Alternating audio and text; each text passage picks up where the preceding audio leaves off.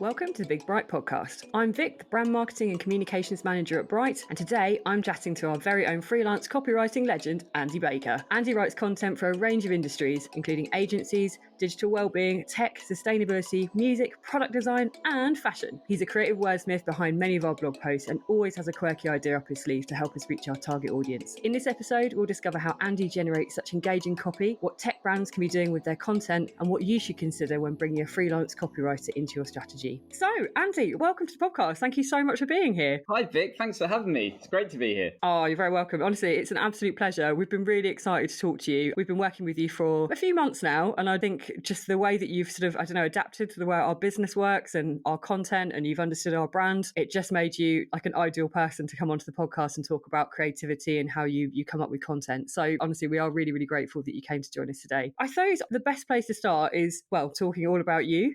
Yeah, so I suppose, how did you end up becoming a content writer? Where did you start? Tell me all about your career. Where did it begin? Go ahead. Yeah, so it's been like a bit of a weird journey for me, actually.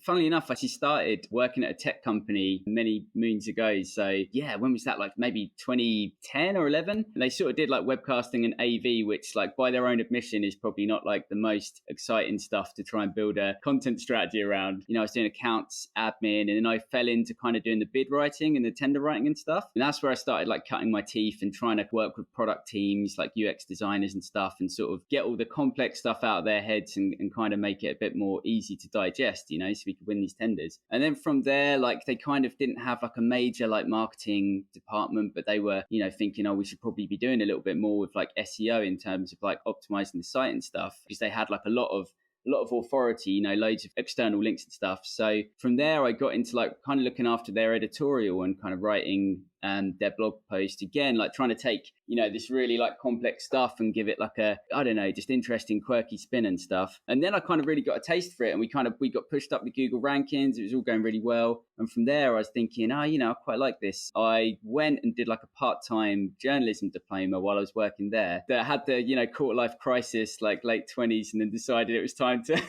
actually do something. And then, yeah, I did that. It was like fast tracks, like 6 months. And then that just kind of got me onto some crazy opportunities. So I was already doing some music journalism for the Brighton Source, but it landed me a few gigs at the NME. And oh wow, NME, yeah, amazing. That's pretty cool. Like, how did that come about then? I went and did work experience there, NME, while I was working and doing the course, which was incredible. Like it was just like an absolute dream come true. And I was like transcribing interviews with Brandon Flowers from the Killers and stuff, and writing their kind of single reviews and some news and stuff. Yeah, that was just great. And then from there, like Brighton Source, I had like a bit of, you know, something behind me. Then I went on to kind of interview like Stuart from Mogwai, and like a personal dream of like, you know, meeting like Albert Hammond Jr. from the Strokes and like kind of interviewing him and stuff. Yeah, got to go to festivals, do all these amazing gig reviews. So I was really lucky, and it was like an amazing time of my life. And also I was like doing that while I was probably just about still young enough to kind of do music journalism. I mean, I think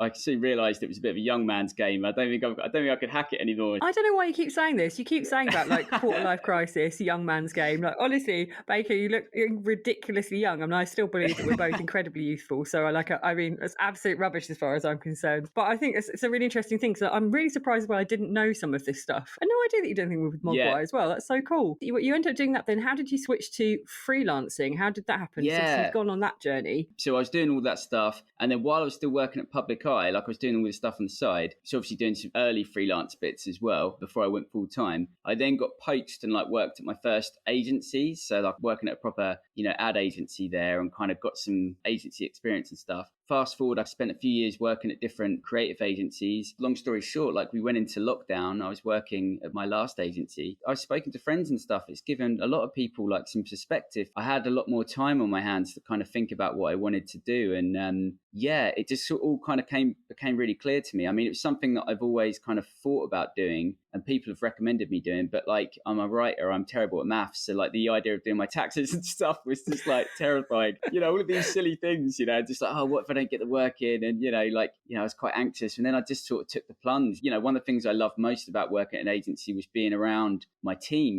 like other creatives and like bouncing off ideas off each other, having that fun. And once that was gone, I know some businesses are really good at kind of keeping that culture going, but for me, I kind of felt a little bit sort of isolated, and I just thought now's the time to work for myself, so I'm glad I made the leap. Yeah, I definitely feel you there, because I think we try not to talk about COVID too much on our podcast, because it's one of those things you feel like everyone was talking about it for a while and it's like, oh God. But I think a lot of us in agencies or companies have felt quite similar in terms of, some people are very successful about keeping it, culture going and keeping that collaboration going. Others, I think, have struggled more. I think we've definitely made efforts, certainly here at Bright, to keep that company culture feeling alive. I think we've been successful in some areas, less successful in others. We've got another podcast, I think, about that, so people can listen to that if they want to. So from your perspective, how's the lockdown affected the way that you now collaborate with other creatives? Yeah, it's definitely had an impact. And we kind of ended up like working in different ways, like, weird stuff like me and a designer would like kind of leave each other like voice notes on like Signal and stuff. I've worked in situations where we've had like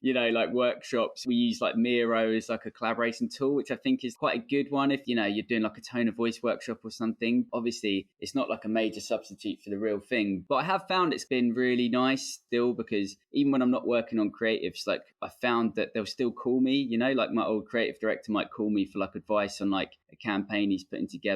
And likewise, I might send an article to like my old designer friend and be like, oh, do you think this is cool? Or we kind of run some angles off each other. So I find that even though we've been kind of pushed apart, the collaborative spirit has still kind of been there, which has been cool, Yeah, I think that's sort of always testament, isn't it, to people that you definitely respect in the industry as well, as to whether, wanting to keep in touch with those sorts of people to still get their perspective. I think if those bonds are strong enough, you'll always try and go back and forth. And I do a very similar thing with people that I've worked with at Bright that maybe have moved on somewhere else, where I'm like, actually, what would they think of this? Just to give myself some reassurance sometimes, or get a different perspective. But that also sort of brings me on to the future of collaboration, really, because I was wondering what, if any, if you had any predictions about what they might be. Because for me, I'm just desperate to get back to how things were. I know that's not the reality, and I'm probably still in denial. I think I've been in a denial probably since about February last year. I just pretended nothing was happening and it was all fine. And I stayed in the office and, it was all cool. But yeah, I suppose, have you got any predictions, and maybe do you see any danger in the future because of the way that we've all been separated? Do you think that will affect creativity? Yeah, it's really interesting, this question, because like I've been, I mentioned my old creative director and we've had this chat, because for him personally, he's just like, I desperately want to get back into the office. I miss like sort of being around other creatives and being able to bounce ideas off each other. I think as I sort of moved into freelancing, like I'm sort of maybe a bit of a halfway house, like I suppose you always have like slight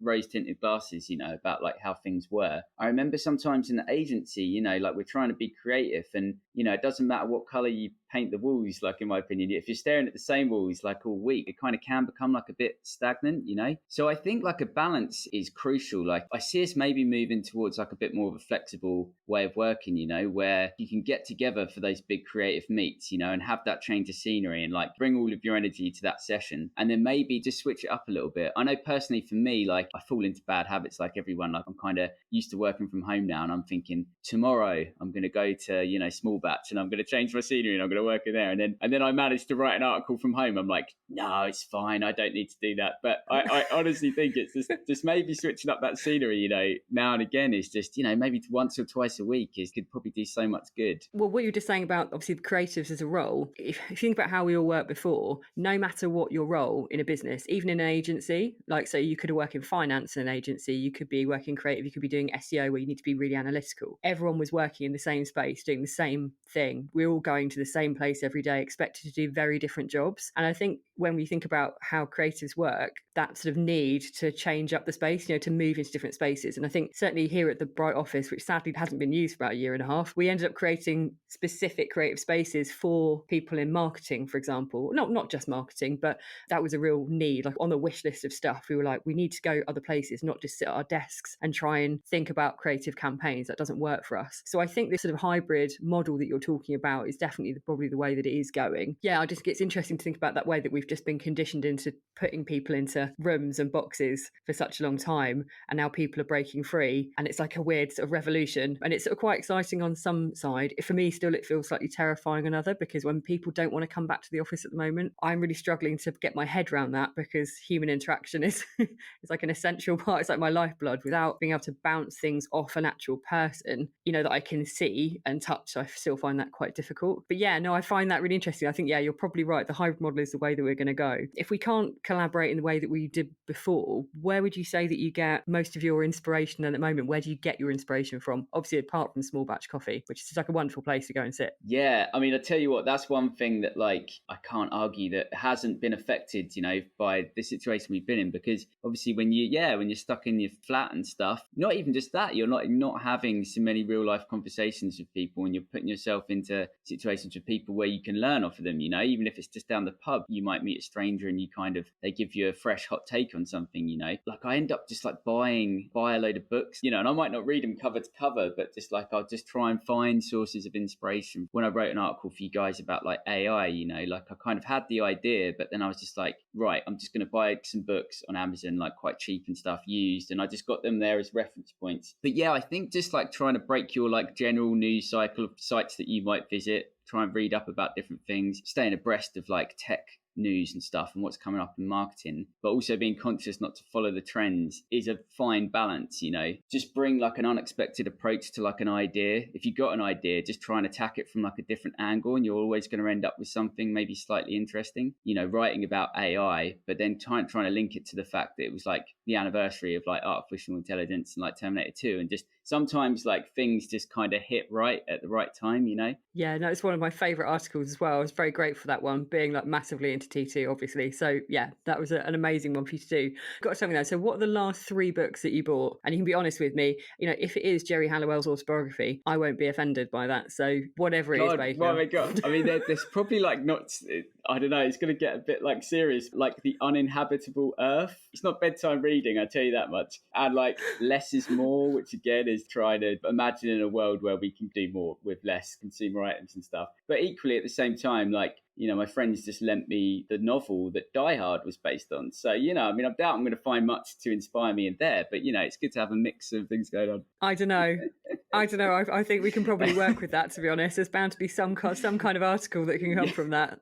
I'm pretty sure. Well, that's good to know. I'm probably best if I don't mention the last 3 books that I bought then, based on the fact that I mentioned Jerry Halliwell's autobiography. So in terms of topics and things, then, so you've been working with us for quite a while now. So we're primarily digital asset management focused, and you did a brilliant job of turning that into something interesting, because we do a lot of top of funnel content with you. Recently, we've been doing a bit more middle of funnel and bottom funnel content as well, which has been great. You've really grasped that quite well. But what topics genuinely excite you? Yeah, I mean, I've got to admit, I do love getting, like I said, if it's timed right, getting some sort of like pop culture, but linking it to a serious, something more serious. It's almost like a Vox article or something. Like I quite like writing stuff like that, that's really fun to me. I mean, I studied like film studies at universities, so that's always interesting. I'm like a massive music geek as well, so yeah, that's always fun. Again, it's a bit serious, but like I think we kind of like not just a corporate responsibility, but like a personal responsibility if we've got the platform to kind of write like that sort of responsible content. So maybe like I don't like to think of it as like an angle, like a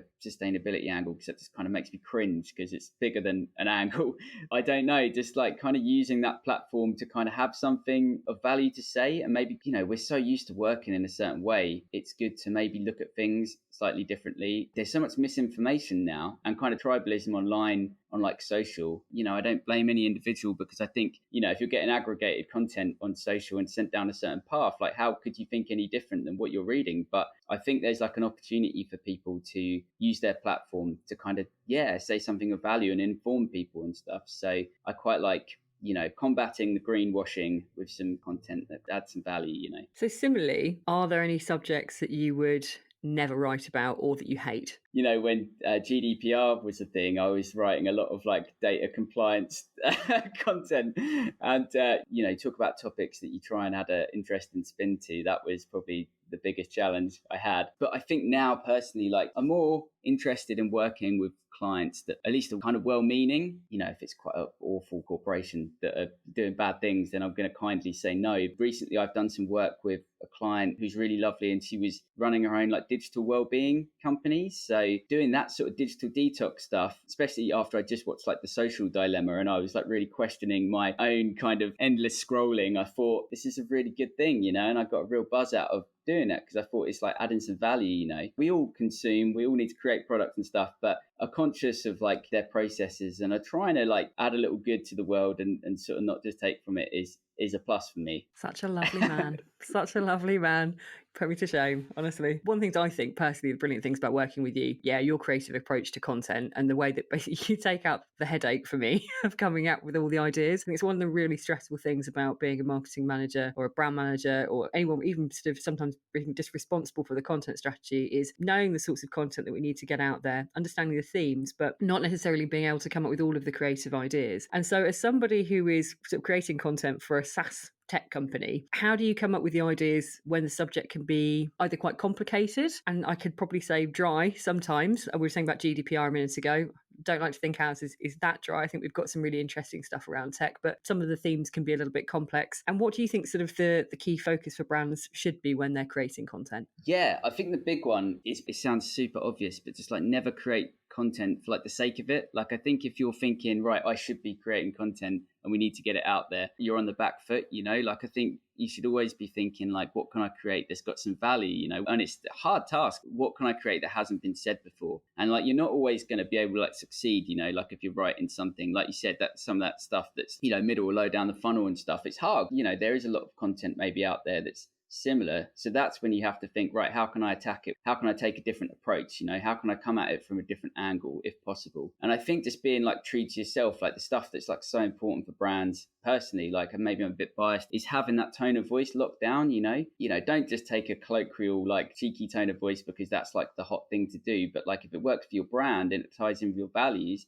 I think that way about Bright, it makes sense. And if you kind of adopt that tone of voice, like all your comms are going to be really consistent. And always just, again, like a really basic one, I think, is just like, before I start coming up with an idea, before I even start writing, when I think about the idea, I just think, would I want to read this? It's always the target persona, but like that will just give you an inkling that actually it's just of interest. Yeah, the big one I think as well, like don't be afraid to take on something that's like challenging to you. I think if it feels uncomfortable, like what you're attacking, like I remember writing about like NFTs and Bitcoin, which I know absolutely nothing about. Like loads of people in the same boat as me, they don't know what it is. They don't know whether it's something they should be like investing in. And that felt like an uncomfortable fit for me. I knew that it was something we should probably talk about, but I was just like, this is going to be a challenge. But if it's a challenge, it means you're going to put more into it and you're going to do more research and you're going to be more aware that you don't want to show yourself up. So you do the work and then you get good content. I was massively grateful, to be honest, for that piece of content, because I think it was so timely and amazing. Working with our PR agency as well, we'd already started having conversations about NFTs. It was such a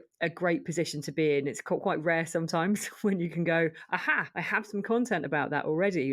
We're ahead of the game, and we already felt that we were slightly ahead of the game. And that's why working with somebody who's doing that, who's reading, who's thinking about those sorts of things and taking that creative approach really makes a difference. So yeah, I mean, thank God for Ja Rule, because if he hadn't sold that, that's my main takeaway, I think, from NFTs is Ja Rule.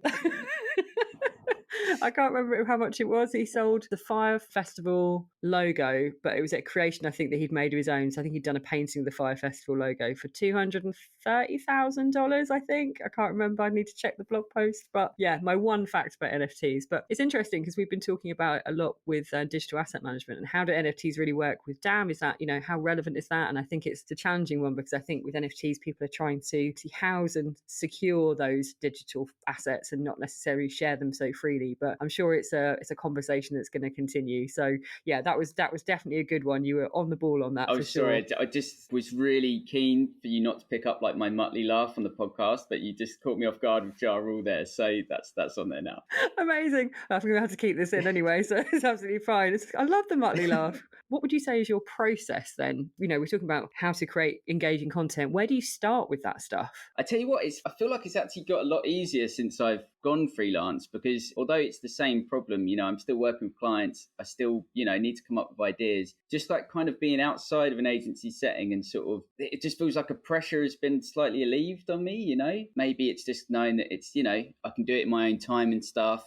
But yeah, I think it's like a case of just doing the desktop research, just like trying to sort of immerse yourself in what's going on. It might be a mix of just like looking at the news. I do like a really basic check of like looking up like what big key events have happened in the year, like what anniversaries and stuff, like what might be coming up, and then digging a little deeper into that. And sometimes that can take you down like a bit of a rabbit hole. I mean, often, I might do that and I might think I've got nothing here. And then I go to bed and then I wake up at like 1 a.m. and suddenly something's there, and you sort of scribble something down on a bit of paper and you look at it bleary eyed in the morning. And you're like, it felt genius at the time, but what is this? It's nonsense. But yeah, it could happen in the cinema. Like that's happened before. It can happen down the pub. Very often, if you relax, like, I might be going out for a run and then suddenly something will come and I'll quickly stop and type it into a message on my phone or something. So I think if you just like ease the pressure, I think this is the same with any job or anything. Like as soon as you take the pressure off of yourself, the ideas can be a bit more free flowing. So just giving yourself time to get there, So is that the same sort of thing, I suppose, really about writer's block? Because I was going to sort of ask a question about that, and I'm just thinking it sort of leads quite easily onto that, really. That's just a way of alleviating it, really, is changing the scene, changing the space, just doing something different, not stressing as much, I imagine. Don't put so much pressure on yourself. I mean, it certainly does with me when I'm sitting there thinking, oh my God, I've got to think of something quite quickly. Yeah, yeah, 100%. And I think, it's really interesting because I think writer's block is like, I'm not going to sit here and say it's not a thing. I think it is a thing, but I almost think it's like a bigger issue. I think it's like not even just a creative thing. I think this is a human thing. And I think we put so much pressure on ourselves to be on all the time. We have off days and we have on days. That's a godsend, like going freelance, is that I feel like I'm having an off day. If I was working at the agency, I used to sit there and get really stressed and think, God, I'm pulling teeth. Like, why doesn't it come? Why is it so difficult? But what I do now is I'm well aware that these will happen. Sometimes they happen more often than I'd like, but I sort of stop at that point and I think, right, this isn't going to happen today. I'm going to go and have a run and I'm going to go and do my really basic admin task. I'm going to catch up my finances. I'm going to give myself a little push on LinkedIn or whatever. I'm going to down tools on this, and then I'm going to come back to it tomorrow. And whether it's like the guilt that I haven't done what I needed to do the day before, or whether it's just like the space, but I guarantee that next day, if you come back to it on the next day, you're going to have a much better day with it. Yeah, that's just been the way it works for me. So such a mature way of approaching it, Baker. Honestly, such an approach way of approaching it. I think I just sit there and just in total paralysis, just staring. But I think that's the thing. Certainly, if you're hired as a content writer for an agency or a business, it doesn't really matter if it's an agency or not. Yeah, having that sort of pressure, that's your role, to come up with that sort of stuff. So I can imagine it would be quite stressful. So going freelance now must have been just quite a refreshing thing and giving you that freedom to manage your timetable as you need. And I assume with that, then obviously just communication with your clients is essential, because they might be expecting content on a certain day. So how do you deal with that then if they're expecting something from you and it's not coming? Well, the other side of the coin is you do have amplified anxiety. So like in another way, so I'm always kind of like always keep myself ahead of the game anyway, so that when that does happen, I'm not going to be like kind of falling behind deadlines. So luckily, touch wood, it hasn't come up. I'm really old school. Like I've got like a Google Calendar and stuff, but I will write myself out almost like a homework timetable for the month, and I plot in the days. And I usually give myself more time than I need for like every task. I might plot out 3 days to write like a long form article, and actually it's taken me like a day and a half of research and stuff. Planning ahead means I never fall behind, so I can kind of allow myself that buffer. It's almost like playing a mind trick on yourself,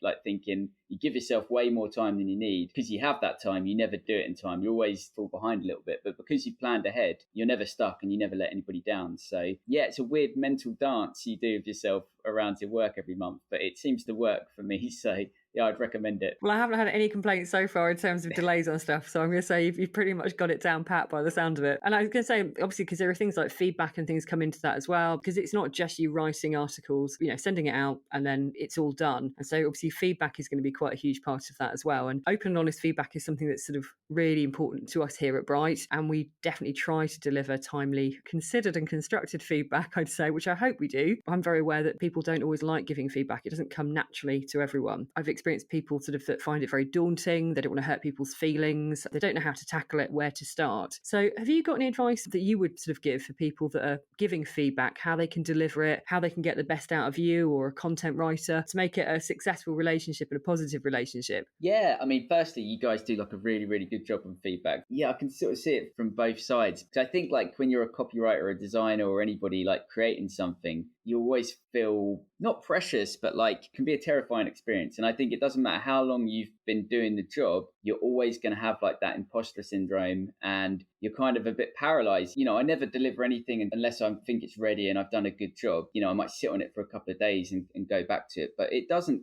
take away the fact that you're putting yourself out there, and it's quite a scary thing. So I think when I've given people feedback, I've sort of just been conscious of that. I'm conscious that someone's like kind of put themselves out there, and obviously you're just kind, you're constructive. I think this is when having like a really good detailed brief or strategy is like paramount. So the idea that like before you start a project, everyone's kind of clued up on it, like the work is only as good as the brief is, and the strategy that's sort of underpinning everything. If you're all kind of clued up at that, a lot of the time, like the feedback's going to be quite minor anyway. But yeah, just being kind, just being conscious that this is someone's, like I don't want to say like their baby, but it's like they're already kind of a bit paralyzed with fear about it. But yeah, just kind of being constructive and kind like you guys are, and it's realizing that you're all kind of on the same team. No one's trying to catch anybody out. Everybody just wants to create great work and have a successful business. When I talk with designers and brand strat people and stuff, like I'll happily take feedback from like a designer. I don't think, oh, they're not a copywriter, what do they know?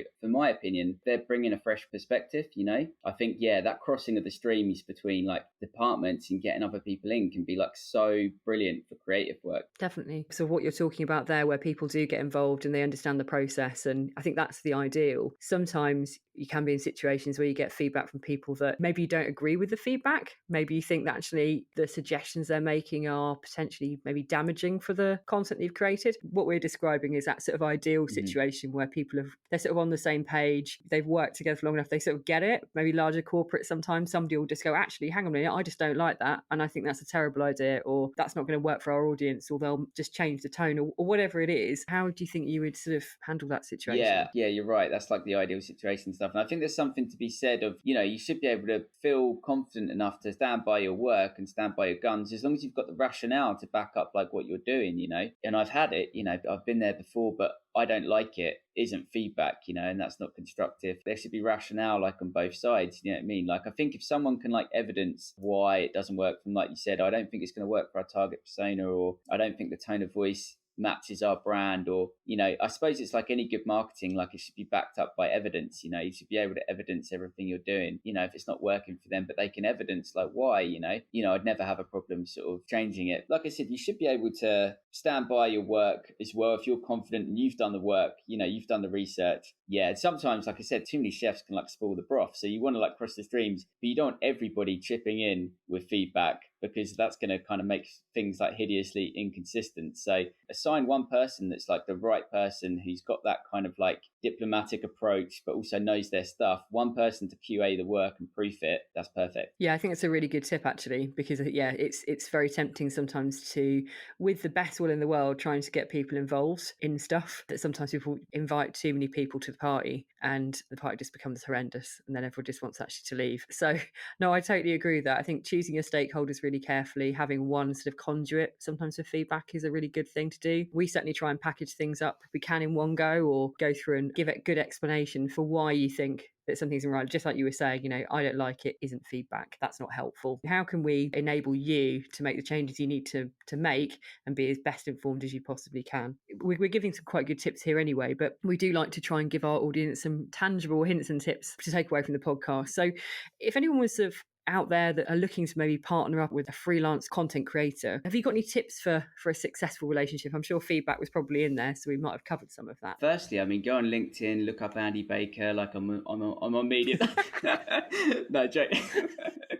Yeah, I think just like, don't be afraid to do it. I think it's become like more of a popular thing now to kind of work with freelancers, not like over agencies, but people are less afraid to kind of pick up a freelancer than just go through the process of working with an agency. Obviously, it does streamline the approach. If you're just working with like one person, you're going to get there a little bit faster. It's a case of just like getting someone on board that, you have a good rapport with, someone who can kind of integrate themselves into your team that you click with, because obviously they're going to be the only kind of person you speak to. You're not going to have account manager or any of these other conduits that you would have, like, working with an agency. Bring someone in that you feel like they could be like an extension of your team, but also kind of understand, like I said, you guys are like so good at this, but like there are instances where like, I guess like some clients might expect to work with someone as if they are like a member of staff, but obviously there's none of the benefits. So, there's got to be the respect there that someone's trying to run a business as well, and like you can be very clear with each other about the capacity and how much work you can deliver a month.